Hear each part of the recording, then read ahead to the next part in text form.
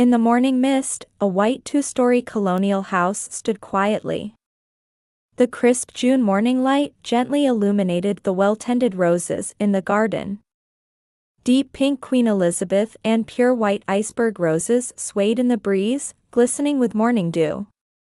The sunrise reflected on the window panes created beautiful patterns of light, almost like stained glass. In this serene morning scene, Linda was already up and about. At 33, she carried herself with a grace that belied her age, methodically going through her morning routine.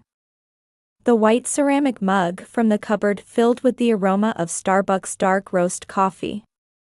Whole wheat bread popped from the toaster was carefully spread with organic butter, accompanied by a parfait of fresh blueberries and yogurt. This was breakfast for her husband, Thomas. Linda meticulously groomed herself in front of the mirror. Her navy-tailored jacket and cream blouse from Nordstrom spoke of her profession as an accountant at a financial firm. She neatly arranged her black hair and put on modest pearl earrings. Every gesture revealed her methodical and practical nature. However, in her vanity drawer lay fertility medications, neatly arranged. 2 years of treatment had undoubtedly taken their toll on her mind and body. Yet her determination to stay positive was characteristic of someone who had grown up carrying her parents' expectations. Upstairs in the study, her husband Thomas was already at his computer screen. As an IT consultant, he often worked from home. Though naturally mild-mannered and introverted, he had recently been feeling an invisible loneliness from his limited social interaction. While their marriage appeared harmonious on the surface, the pressure of fertility treatments weighed heavily on his mind as well. And now, the house had a new resident, Linda's sister, Caitlin. Recently divorced and currently unemployed, she had moved back home for financial reasons. Her free-spirited and self-centered nature contrasted sharply with her sister Linda's. Yet beneath that lay deep wounds. From childhood, Caitlin had always been compared to her sister. With their parents' expectations consistently directed at Linda, and unable to match her sister's academic achievements, Caitlin gradually developed deep-seated feelings of inferiority. These feelings now lurked in her heart as complex jealousy toward her sister. Linda and Thomas had met 6 years ago at a mutual friend's wedding, dating for a year before marriage. When her parents moved to a retirement home, Linda, as the eldest daughter, inherited the family house. This inheritance came with the responsibility of helping with her parents' retirement home expenses. The couple built a stable life and began their new chapter in this house. However, after their 3rd year of marriage, they began fertility treatments. 2 years of treatment had subtly affected their relationship. The high cost of treatments strained their finances, and the side effects of hormone therapy took their toll on Linda's physical and mental well-being. What was once natural conversation between husband and wife gradually diminished. Their weekend brunches out, once a regular occurrence, had become increasingly rare. Even with more time spent across the dinner table from each other, conversation had become minimal. A husband trying to avoid the topic of fertility treatments, and a wife who sensed this but couldn't bring it up. The silence flowing between them steadily widened their emotional distance. Thomas immersed himself in work to avoid reality, while Linda tried to dispel her anxiety by maintaining perfect housework and job performance. In their seemingly unchanged daily life, the emotional distance between them grew slowly but surely. Still, Linda tried to maintain hope. Her careful morning preparations, meticulous housework, and dedicated approach to her job, everything seemed like preparation for a happy future that might someday arrive. However, at this point, Linda didn't yet know that this peaceful daily life would gradually but surely crumble with her sister's return. Caitlin returned home on a rainy Sunday afternoon, carrying just a small suitcase and a designer leather tote bag. Her divorce was triggered by her husband's financial collapse. After failing in real estate investments, her husband had disappeared, leaving behind debt. Faced with joint loan and credit card payments, she had been forced to give up her luxury condominium. "I'd like to stay here for a while," Caitlin had said at the time, showing unusual humility, her usual arrogant attitude subdued. Her designer dress had lost its former luster. The emotional impact of divorce and sudden life changes had cast a deep shadow over her expression. For the first few weeks, Caitlin tried to quietly adapt to her new life in the family home. She would wake up early to help with simple household chores, browsing job sites while her anxiety about the future grew. However, as she observed her sister's married life, it gradually became an object of envy. The well-maintained garden, the meticulously organized rooms, and above all, the stable living foundation. The reality that this house, once her parents', now belonged to her sister began to slowly eat away at her. Her childhood feelings of inferiority began to resurface. Then, changes began to occur. It started with small things. After Linda left for work, Caitlin began preparing special brunches for Thomas, who remained at home. Salads made with organic vegetables from Whole Foods, homemade smoothies. Thomas, feeling lonely working from home, gradually began to appreciate such thoughtful gestures from his sister-in-law. Her help with housework also steadily increased Caitlin's influence. Her flexible approach to housework seemed to brighten the home's atmosphere more than Linda's meticulous cleaning. On weekends, the three would go shopping at Target and Whole Foods, where Caitlin naturally became the center of conversation. Meanwhile, Linda's place in the home gradually diminished. When she returned from work, dinner preparations were already complete, with unfamiliar dishes on the table. She increasingly found her husband and sister engaged in conversations about topics unknown to her. The stress of fertility treatments continued to weigh on Linda. Clinic visits, hormone injections, and the repeated cycle of hope and disappointment. The home that should have been a place to heal from this fatigue had somehow become an uncomfortable space. Conversations between husband and wife decreased even further. At breakfast, Thomas would quickly turn to his computer, and at dinner, though the three ate together, Caitlin dominated the conversation. Even on weekends, their former brunch dates had been replaced by trips to local farmers' markets, suggested by Caitlin. Thomas's loneliness had surely transformed into an affinity for Caitlin. During the long hours of working from home, they were alone together. Coffee breaks between work naturally became their special time together. Meanwhile, changes that Linda couldn't notice were progressing quietly but surely. Evening time in the living room was also filled with discomfort. Though they watched television, no one really looked at the screen. Each carried unspoken thoughts. Linda focused on work documents, Thomas immersed himself in his smartphone, and Caitlin absently flipped through magazines. Beneath the surface calm, there was a sense that something was surely crumbling. Weekend routines had clearly changed as well.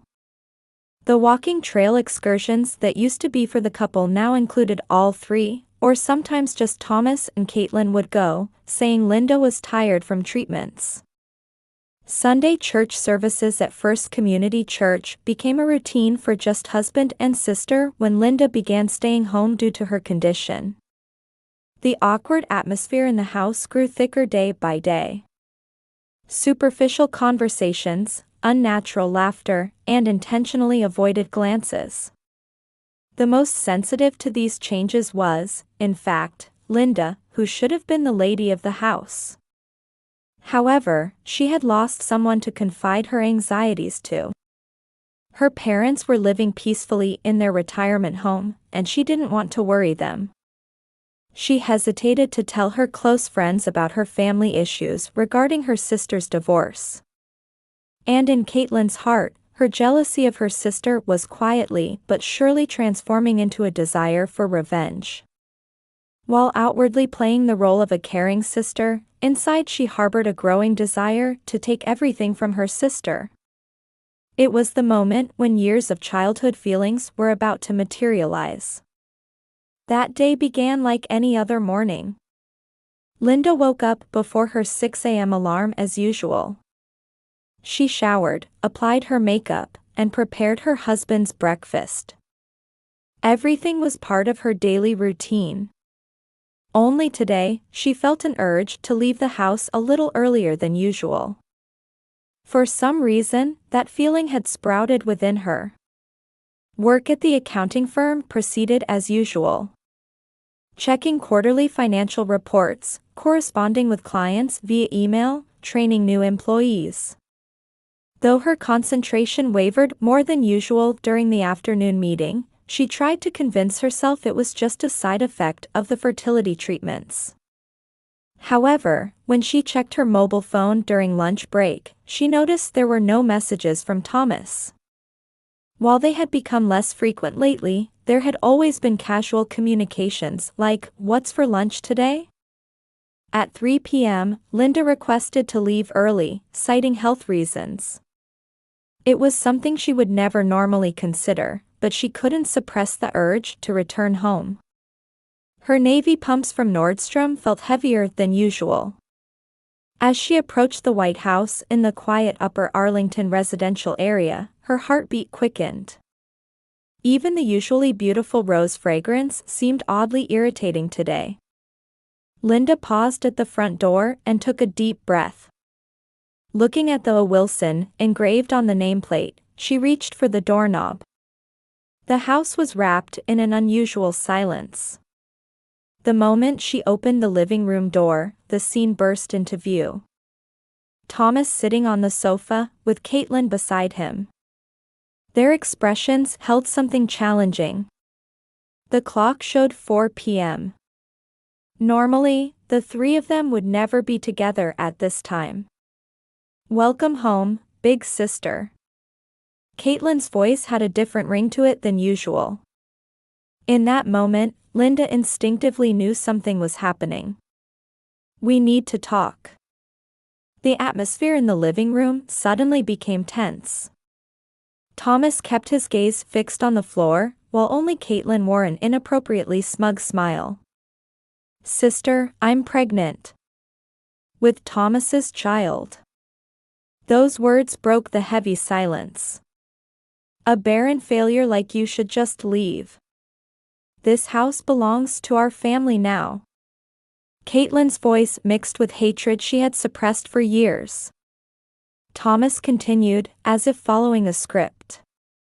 "It's your fault we couldn't get pregnant. Let's get divorced." At that moment, all the previous feelings of unease connected in Linda's mind. She slowly opened her mouth.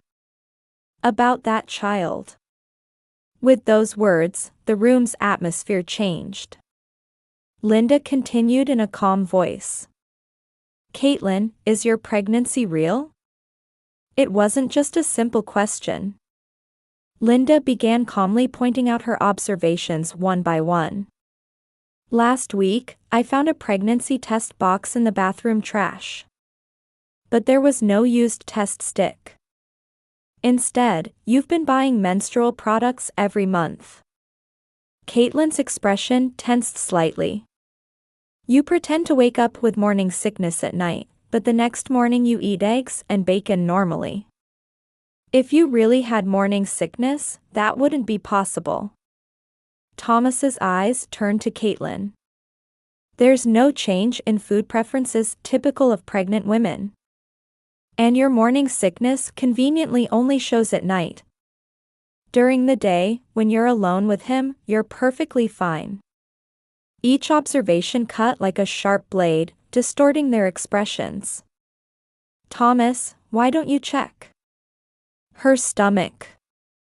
At those words, Thomas looked at Caitlin with a confused expression.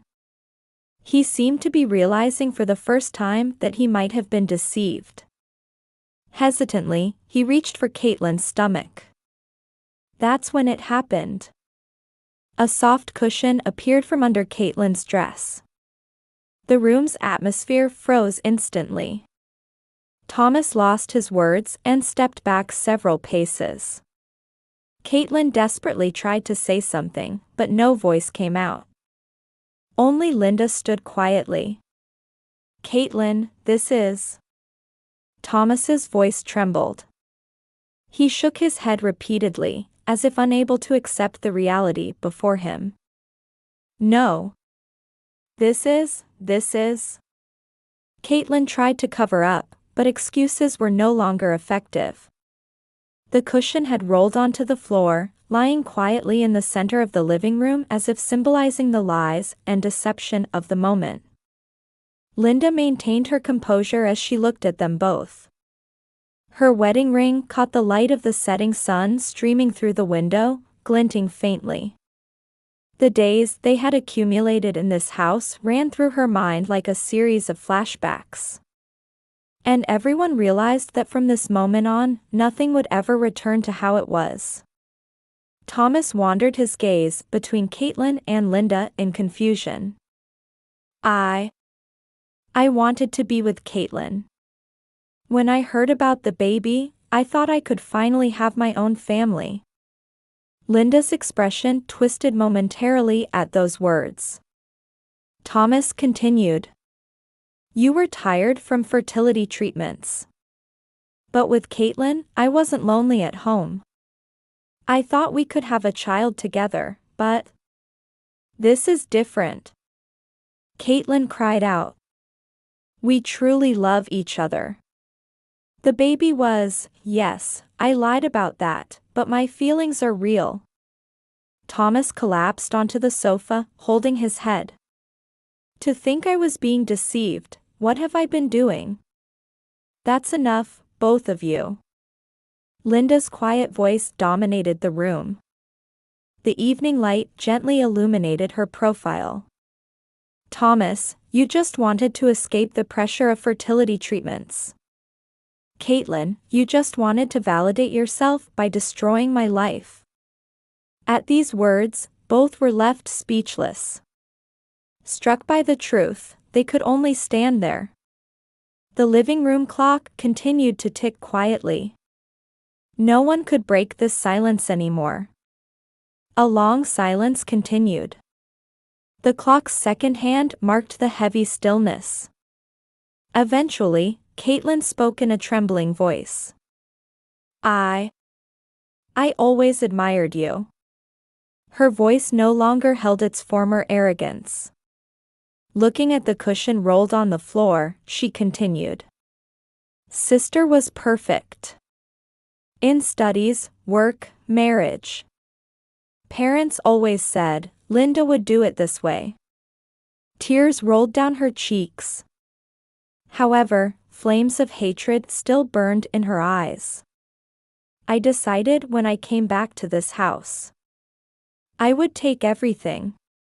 Your home, your happiness, this house, make it all mine. Caitlin began revealing her plan. How she had taken advantage of Thomas's loneliness, gradually closing the distance between them. How she had pretended to be pregnant to mentally corner Linda, who was struggling with infertility. And ultimately, how she had planned to gain rights to the house. After losing everything in my divorce, I had nothing left to lose. But you had everything. All of that, all of it. Thomas remained slumped, covering his face with both hands. After a while, he too opened his heavy mouth. Linda, I'm truly sorry. I wanted to escape the pressure of fertility treatments, but I didn't know about the fake pregnancy. I believed Caitlin was really pregnant. His voice was filled with regret and self-loathing. I was lonely working from home. Caitlin was cheerful and easy to talk to, before I knew it, already, but I never knew such a lie had been planned. Linda listened quietly to their confessions. Then she slowly stood up. I have only one thing to say. Her voice was surprisingly calm. "Leave this house by tomorrow." It was an unwavering decision. Linda decided to report to her parents at First Community Village herself. After hearing the details over the phone, her mother sighed deeply and said, "Caitlin, to think she would go this far." Her father could barely contain his anger. "Linda, your decision is right. The house is yours. Caitlin no longer has the right to return to this family home." Her parents' support lightened Linda's heart a little. However, there were still many realities she needed to face. Explanations to relatives needed to be handled carefully. Particularly, dealing with uncles and cousins who gathered every Thanksgiving would be difficult. While the truth needed to be told, consideration for the family's reputation was also necessary. Rumors had already begun spreading in the quiet residential area of Upper Arlington. Sister rivalry and husband's infidelity. Sunday services at First Community Church might be awkward for a while. However, Linda was prepared. She decided to carry herself with dignity even when meeting neighborhood wives while shopping at Tremont Center. She would accept rumors as rumors and continue walking her own path.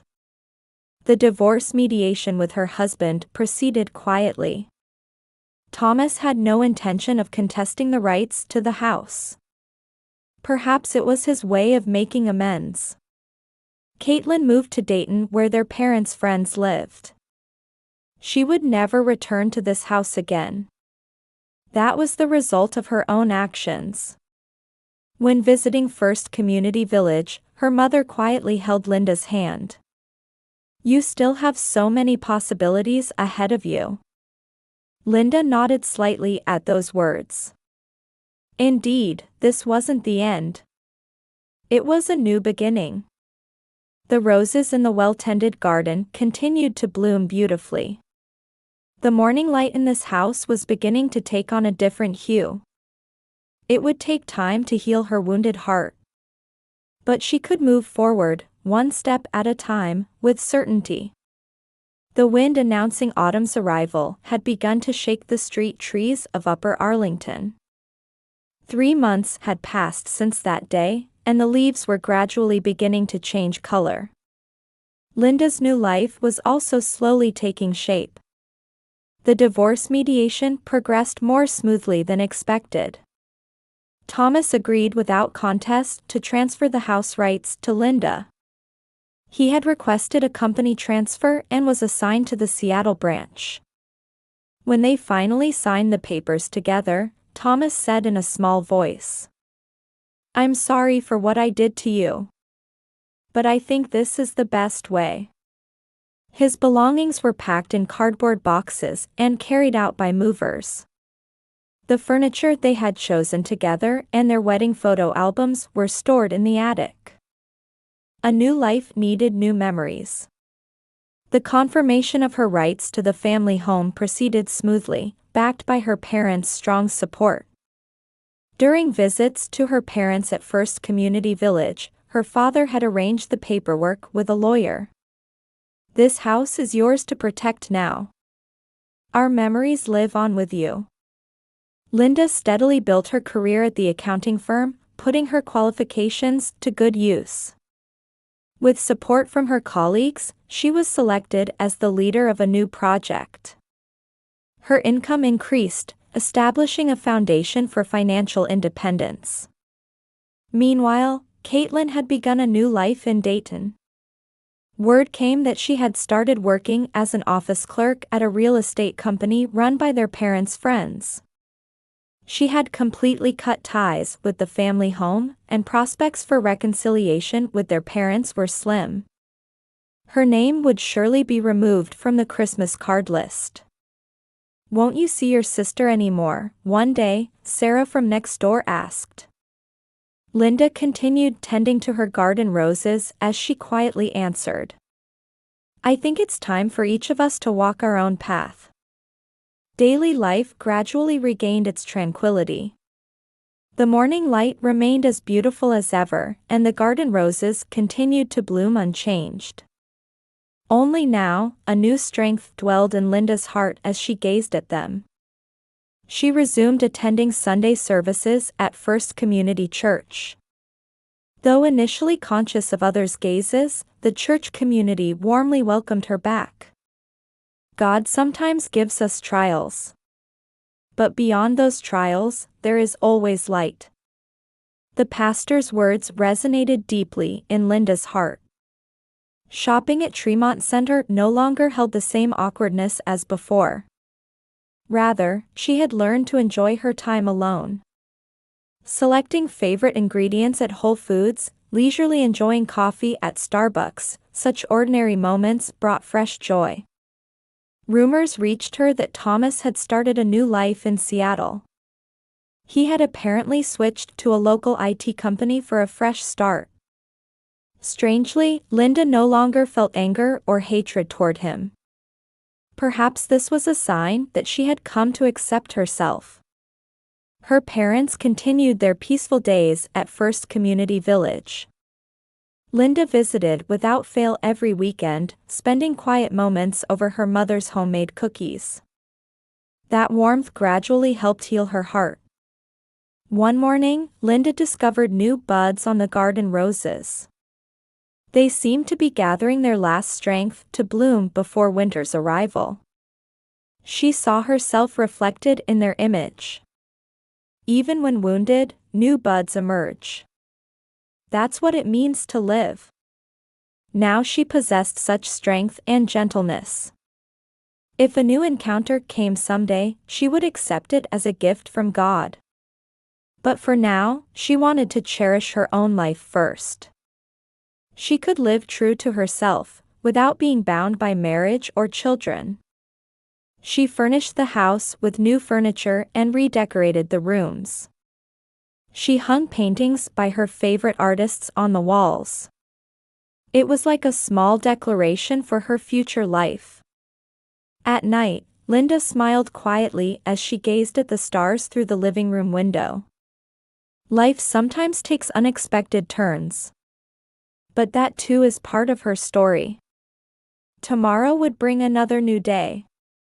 It would surely be a step filled with new possibilities. Linda had come to believe in that.